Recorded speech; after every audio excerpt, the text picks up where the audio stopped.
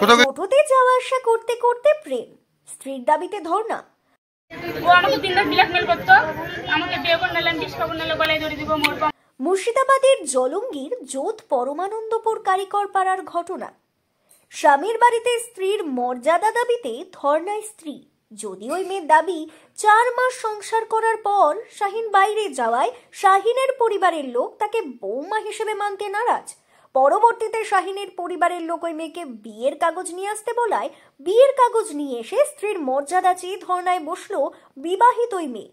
যদিও তার দাবি, টোটোতে চেপে একটি জায়গায় যাওয়ার সময় শাহিনের সঙ্গে তার ঘটে প্রেমের সম্পর্ক, আর তারপরে তার স্বামীকে ডিভোর্স দিয়ে শাহিনের সঙ্গে বিয়ে এবং 4 মাস সংসারে শাহিনের পরিবারের লোক মানতে নারাজ হওয়ায় স্ত্রীর মর্যাদা চেয়ে স্বামীর বাড়িতে ধর্ণায় বসলো ওই মেয়ে।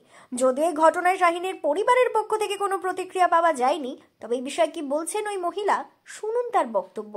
ও আমাকে দিনরাত ব্ল্যাকমেল করতো, আমাকে বিয়ে করে নিলাম, বিষ খাবো নাহলে গলায় দড়ি দিব, মরবো। আমার বোন নাই, আমার ছেলে নাই, কিছু নাই। আমি এরকম করে বিয়ে করে আমার ছেলে হয় না, তাই ছেলের মাকে আমি বিয়ে করবো, এরকম ভাবে আমাকে ব্ল্যাকমেল করেছে। স্বামীকে ডিভোর্স দিলে এরকম ব্যাপার।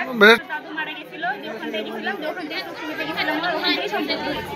মানে ওর টুকটুকিটাই প্রেম? হ্যাঁ, টুকটুকিতেই প্রেম। কোথাও কি ঘুরতে টুরতে গিয়েছো? হ্যাঁ, সব জায়গায় নিয়ে গেছে।